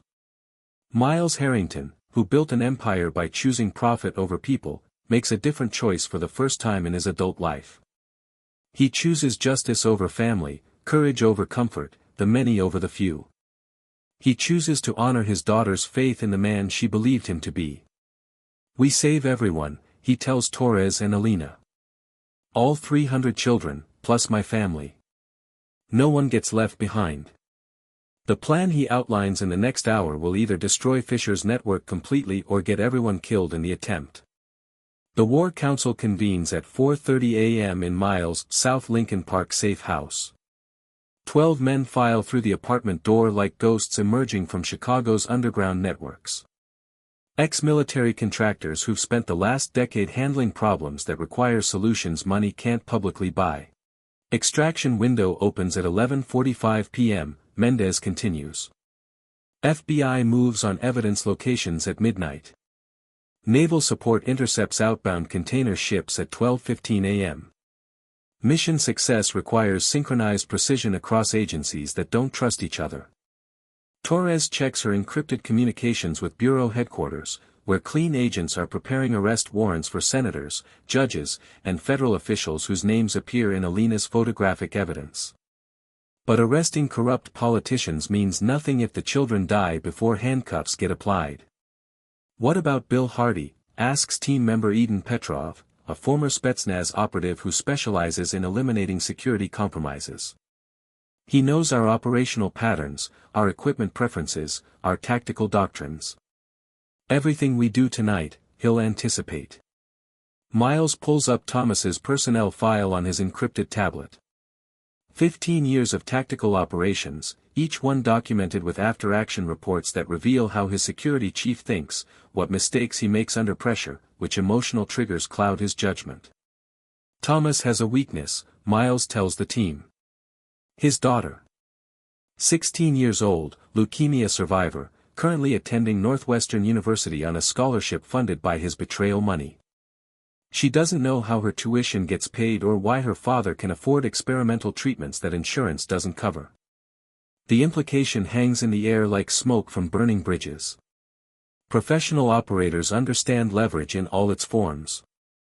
Thomas betrayed Miles' family to protect his own daughter. That same protective instinct becomes a vulnerability when properly exploited. Mendez assigns teams to their targets. Alpha Team handles container extraction at Navy Pier. Bravo Team conducts family rescue on the south side. Charlie Team provides overwatch and emergency extraction. Each squad equipped with military-grade weapons, communication systems, and authorization codes that bypass local law enforcement. Rules of engagement, asks team member Hassan al-Rashid, whose expertise in urban warfare comes from conflicts that never appeared in American newspapers. Miles looks at Debbie's paintings covering the apartment walls. Bright colors capturing hope in impossible places. Beauty drawn from broken materials. Joy created from things that seemed worthless until her vision transformed them into something precious. Save the children, he answers. Everything else is secondary. The briefing concludes with equipment distribution and final communications checks. Weapons that can penetrate body armor. Explosives that can breach shipping container locks. Medical supplies for treating victims who've spent months in captivity. Everything needed to wage war against a network that treats children like inventory. Torres receives final confirmation from FBI headquarters. Arrest teams are in position, federal judges have signed warrants, media outlets are prepared to broadcast evidence that will topple governments and destroy careers built on child exploitation. 6 hours until operation begins, Mendez announces. Sleep, eat, pray, or do whatever you need to prepare for the worst night of your lives. The team disperses to safe houses across Chicago, leaving Miles alone with Alina in an apartment that smells like Debbie's vanilla perfume and carries the weight of impossible choices. Outside, dawn breaks over Lake Michigan in colors that remind him of his daughter's hope for better tomorrows. But some tomorrows only come at the cost of surviving tonight. Dawn breaks over Navy Pier as Miles leads his tactical team through the maze of shipping containers that hide 300 children from the world. The assault begins with synchronized precision across 3 locations. FBI agents storm Senator Harrison's Capitol Hill office. Federal marshals surround Judge Martinez's chambers. And 12 ex-military contractors prepare to wage war against a trafficking network that treats children like inventory. Gunfire erupts from 3 directions as Fisher's security forces realize they're under coordinated attack. Professional killers equipped with military-grade weapons face other professional killers motivated by paychecks instead of ideology. The containers become a battleground where every bullet could kill a child trapped inside steel walls. Alina refuses to stay in the command vehicle. Against all protocol and sanity, she insists on joining the assault team. She knows the facility layout from her months of surveillance, can identify which containers hold living cargo versus empty decoys. Miles agrees because sometimes courage requires madness, sometimes justice demands that witnesses become warriors. Right now, as you watch this, real girls are trapped in containers just like these. Your comfort zone is built on their suffering. If their screams haunt you as much as they should, turn on notifications so you never miss when we expose the truth the powerful want buried. Container 47 beholds Miles' family alongside 30 other victims scheduled for overseas transport. His son and ex-wife are conscious but sedated, tagged with bar codes like merchandise, prepared for delivery to buyers who pay premium prices for American families. The locks explode under shaped charges that echo across Lake Michigan like thunder. Alina leads the team through the container maze, pointing to units that hold living victims versus those filled with decoy cargo. Her voice carries authority earned through 6 months of running from killers, 6 months of carrying evidence that could topple governments. She's no longer just a witness. She's become a warrior fighting for girls who look just like her. The battle reaches its climax when Eden Fisher emerges from his command container, flanked by federal contractors whose weapons are pointed at children's heads. The standoff lasts 30 seconds that feel like 30 years. Professional killers measuring each other across space filled with innocent lives. Then Agent Torres appears with arrest warrants for senators, judges, and federal officials whose names appear in Alina's evidence. FBI helicopters circle overhead, broadcasting live footage that destroys careers built on child exploitation. Media outlets receive encrypted files containing shipping manifests, financial records, client lists that include the most powerful predators in American society. Fisher realizes his network is finished. 3 years of FBI investigation combined with 6 months of Alina's evidence creates a perfect storm that topples governments and exposes truths the powerful kill to keep hidden. He reaches for his weapon, choosing death over testimony that would implicate hundreds of co-conspirators. Miles fires first. The shot echoes across Navy Pier like Judgment Day. The containers open like prison cells releasing the damned. 300 children emerge into sunlight they haven't seen for months. Some speak languages from countries that don't appear on maps. Others carry scars from buyers who purchase human beings like furniture. All of them alive because a 16-year-old girl refused to stay silent when staying silent would have kept her safe. Bill Hardy dies in the crossfire, his betrayal ending with bullets instead of redemption. The $2 million in his offshore account can't purchase forgiveness from children he helped disappear. His daughter will learn the truth about her tuition payments from news broadcasts that destroy her father's reputation along with her faith in heroes. 6 months later, congressional hearings expose the largest criminal conspiracy in American history. Senators resign in disgrace. Federal judges face life imprisonment. Fortune 500 executives flee to countries without extradition treaties. The system designed to protect children crumbles under the weight of its own corruption. Alina testifies before Congress, her words broadcast to global audiences who finally understand how American institutions facilitate horrors they claim to prevent. She speaks for girls whose voices were silenced by men who treated childhood as a commodity, who turned innocence into inventory. Miles Harrington faces federal investigation into his business empire, but survives because some failures can only be redeemed through other people's salvation. His construction company pivots to building safe houses for trafficking survivors.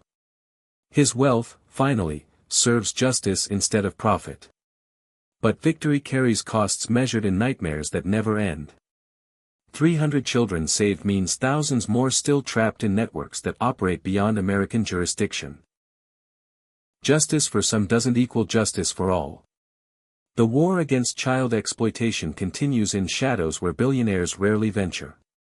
The question remains unanswered: when conscience collides with comfort, when moral responsibility conflicts with personal safety, when powerful people treat vulnerable children like merchandise, will you stay quiet, or will you help expose more stories like this?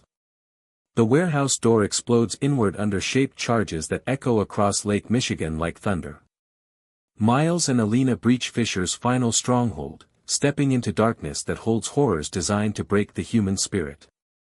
The air reeks of industrial disinfectant used to mask the smell of fear, desperation, and systematic dehumanization. Emergency lighting flickers across rows of shipping containers marked for export to Bangkok, Dubai, and Amsterdam. Each container bears shipping labels with corporate logos that appear in Miles' own construction contracts. Legitimate businesses providing cover for industrial-scale horror, their brand names stamped on steel boxes that carry human cargo to global auction houses. Alina leads the way through the maze, her voice steady despite 6 months of nightmares about this moment. Container 7A through 12 behold living victims. The others are decoys filled with legitimate cargo to fool customs inspections. Miles follows her through corridors designed by architects who calculated optimal spacing for maximum human storage density. Professional engineering applied to systematic child exploitation, blueprints that treat innocence like inventory to be warehoused until delivery. The first container they open reveals 12 girls aged 13 to 16, unconscious but alive, tagged with bar codes that contain shipping information, buyer preferences, and delivery instructions. Their faces carry the exhaustion that comes from months in captivity, but they breathe. They survived. They can be saved. Container after container yields the same horror. 47 children total, some speaking Spanish, others Mandarin, a few whispering prayers in Arabic. Girls taken from bus stops in Detroit, playgrounds in Phoenix, school parking lots in Miami. All of them processed through a system that turns human beings into merchandise for clients whose wealth insulates them from consequences. Right now, as you watch this, real girls are trapped in containers just like these. Your comfort zone is built on their suffering. If their screams haunt you as much as they should, turn on notifications so you never miss when we expose the truth the powerful want buried. That's when automatic weapons fire erupts from 3 directions as Fisher's security forces realize their operation is under coordinated assault. Professional killers equipped with military-grade weapons face FBI tactical teams coordinating the largest human trafficking raid in American history. Miles shields Alina behind a concrete support pillar as bullets fragment against steel containers. Each shot could kill a child trapped inside, each ricochet could end lives that have already survived months of systematic brutalization. The rescue becomes a race against time measured in heartbeats and ammunition. Through the chaos and gunfire, a familiar voice cuts through the warehouse. Miles, get down. Bill Hardy appears through smoke and muzzle flash, but something is different. Instead of the expensive suit he wore as head of security, he's dressed in FBI tactical gear. Federal credentials hang around his neck. 3 years of supposed betrayal suddenly reframe into something impossible to comprehend. The betrayal was theater, Thomas shouts over weapons fire. Every dollar they paid me, every piece of intelligence I provided, every move I made for 3 years, all of it authorized by federal investigation codenamed Operation Lifeline. The revelation hits Miles like lightning in a thunderstorm. Thomas never betrayed Debbie's memory. He spent 3 years destroying his own reputation, sacrificing his relationship with Miles, enduring the guilt of necessary deception to infiltrate a network that required complete trust from its participants. The man who held Miles' hand at his daughter's funeral chose to dishonor her memory in public so he could honor it in private. The godfather who taught Debbie to ride a bike spent 3 years pretending to sell children so he could actually save them. Your offshore accounts, Miles manages between gunfights. FBI operational funds, Thomas replies, providing covering fire as Alina identifies which containers need immediate medical attention. Every transaction monitored, every payment authorized, every moral compromise calculated to maintain deep cover infiltration. The friendship was real. It was always real. But friendship sometimes requires lies that break hearts to serve truths that save lives. Thomas chose to let Miles hate him rather than compromise an operation that could rescue hundreds of children from networks that spanned 4 continents. Federal agents stormed through every entrance, weapons trained on Fisher's remaining forces. But the trafficking kingpin has one final card to play, one last gambit that could turn victory into massacre. Eden Fisher emerges from the shadows with a dead man's switch connected to explosive charges placed throughout the warehouse. His finger hovers over the trigger that could kill 47 children rather than let them testify about clients who include senators, judges, and corporate executives whose careers depend on witness elimination. You destroyed my network, he snarls at Miles through the smoke. But dead witnesses can't expose my clients. Alina Carter, 16, sprinted barefoot across cracked pavement, chased by men who believed she had seen too much. Fear did not move her legs, logic did. She knew if they caught her, silence would be permanent. Fisher's crew burst through the penthouse door, boots on marble, voices low but urgent. This was the room from the opening scene, the moment viewers first met Miles alone with his choices. Now the pieces fit. The glass that shattered earlier was not a random attack. It was an arrival. Miles stood at the far wall, hands empty but posture prepared. He had expected danger, had rearranged the space to turn windows into covers. He did not run. He accepted the risk on purpose. He had timed elevators and set signals for one man he trusted, Bill Hardy. Outside, rotors cut the night. Thomas flew low, a pilot who once ran relief missions and now flew one final extraction. The helicopter swept in, and a rope ladder fell into the frame. Men descended with surgical speed. The hunter faced a net set by someone he thought would only ever hide. Fisher pushed forward, fury in his eyes, but the room was no longer his stage. Miles' team moved calm and exact, sealing exits, covering corners. The glass that had looked like a weakness now trapped aggressors under its glitter. One member lunged toward Miles. A struggle began on the rug, bodies rolling, impact loud in the tight space. Thomas barked orders as others secured windows and pushed Fisher's men toward a single doorway. Police sirens rose, then closer. Outside, neighbors reached for phones. Inside, Fisher's last plan unraveled faster than he could adapt. He had scheduled the confrontation to end Miles' isolation. Instead he was countered at every turn. Miles kept his voice low. He did not shout for violence, he spoke to hold things steady. "You wanted me to stay in the dark. You wanted my silence," he said. His words tightened the room's moral pressure until it felt unavoidable. Fisher's men tried to bargain with threats. Their confidence cracked when a metal case snapped open revealing recording devices, encrypted files, lists of names. Evidence fell like a counterweight, proving what Fisher had tried to bury. The room shifted from theater to courtroom, and no jury sat but the world listened through feeds Thomas had opened. One by one, the attackers were secured. Hands cuffed, faces stunned, they realized their control had been extracted. The penthouse that once represented Miles' retreat was now a crucible where memory met consequence. Shards of glass reflected red and blue from arriving cruisers.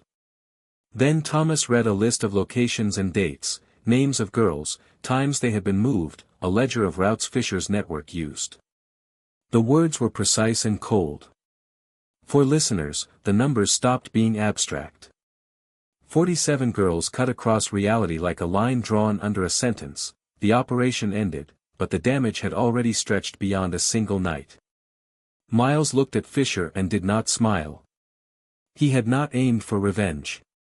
He had aimed for proof, for exposure that could turn hidden harm into public record. That was the weapon that mattered now. Reporters would call by dawn. Families on lists would begin to grasp what had happened. Justice did not arrive perfect, but it had a new thread to follow. 47 girls were hours from being shipped overseas forever. How many more are waiting for someone brave enough to act? If you've ever felt powerless against injustice, subscribe now, because together, we can force the world to see what they want to ignore. Officers took statements, boxes of evidence were sealed, and the helicopter climbed skyward. Miles watched Thomas guided into the dark. The hunter had been hunted, and the city had watched the balance tip now. Will you stay quiet, or will you help expose more stories like this? The warehouse door explodes inward as Miles and Alina breach the final container facility. Inside, horror beyond imagination waits in the darkness. 47 girls, aged 12 to 17, lie unconscious in shipping containers marked for export to buyers in Bangkok, Dubai, and Amsterdam. Each child tagged with bar codes like inventory, each one scheduled for delivery to clients who purchase human beings like furniture. The rescue becomes a race against time as Fisher's reinforcements close in from 3 directions. Automatic weapons fire echoes through the warehouse as professional killers realize their billion-dollar operation is under coordinated assault. Miles shields Alina while she identifies which containers hold living victims versus decoy cargo. That's when the impossible happens. Bill Hardy appears through the smoke and chaos, but not as the betrayer Miles believed him to be. FBI credentials hang around his neck. 3 years of deep cover infiltration end as he reveals the truth that reframes everything. The betrayal was theater, Thomas shouts over gunfire. Every dollar they paid me, every piece of information I gave them, every move I made, all of it authorized by federal investigation. The friendship was real, Miles. It was always real. The revelation hits like lightning across a battlefield where nothing is what it seemed. Thomas never betrayed Debbie's memory. He spent 3 years destroying himself to infiltrate a network that required complete trust, total corruption, absolute moral compromise. The man who held Miles' hand at his daughter's funeral sacrificed his own soul to save other people's children. But redemption comes too late for easy forgiveness. The warehouse fills with Fisher's final gambit as reinforcements storm through every entrance, weapons trained on containers full of children. Professional killers prepared to execute 47 girls rather than let them testify about clients who include senators, judges, and corporate executives. Eden Fisher himself emerges from the shadows, assault rifle pointed at a container holding twin sisters from Detroit. "You destroyed my network," he snarls at Miles. But dead witnesses can't testify. The standoff lasts 30 seconds that feel like 30 lifetimes. Billionaire and trafficking kingpin measuring each other across a warehouse filled with children whose lives depend on decisions made by men who've forgotten what innocence looks like. Miles thinks of Debbie's diary, her belief that powerful people exist to protect the powerless. He thinks of Alina's courage, choosing justice over safety for 6 months while federal agents hunted her through Chicago streets. He thinks of 47 girls whose futures hang in the balance of choices made by adults who should have protected them from birth. The shot echoes across the warehouse like Judgment Day. Fisher falls, his weapon clattering across concrete stained with blood from a war that should never have needed fighting. FBI helicopters circle overhead as the containers open like prison cells releasing the damned. 47 children emerge into sunlight they haven't seen for months, some speaking languages from countries that don't appear on tourist maps, others carrying scars from buyers who treat human beings like merchandise. But the victory feels hollow when measured against the scope of ongoing horror. Fisher's network spanned 4 continents and generated $3 billion annually. His death eliminates one node in a system that includes hundreds of operators, thousands of clients, millions of victims who will never see rescue. 6 months later, congressional hearings expose corruption that reaches the highest levels of American government.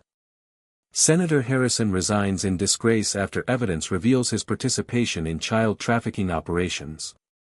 Judge Martinez faces life imprisonment for crimes that mock every oath he swore. Fortune 500 executives flee to countries without extradition treaties. Alina testifies before global audiences, her words carrying the weight of every child who disappeared while authorities looked away. She speaks for girls whose voices were silenced by men who turned innocence into inventory, who treated childhood as a commodity to be bought and sold in markets where human dignity has no value. Miles Harrington survives federal investigation because some failures can only be redeemed through other people's salvation. His construction empire pivots to building safe houses for trafficking survivors, his wealth finally serving justice instead of profit margins calculated from other people's misery. Bill Hardy receives a medal for valor that he never displays, haunted by 3 years of necessary betrayal that saved hundreds of children at the cost of his own moral certainty. Heroes in real life carry scars that medals can't heal, guilt that recognition can't absolve. But questions remain unanswered in shadows where justice struggles against unlimited resources and systematic corruption. Networks like Fisher's operate in dozens of cities, protected by institutions that should fight them but instead facilitate their growth. The war against child exploitation continues in places where billionaires rarely venture, fought by people whose courage exceeds their resources, witnessed by societies that prefer comfortable lies to uncomfortable truths about how power really works. Will you stay quiet, or will you help expose more stories like this?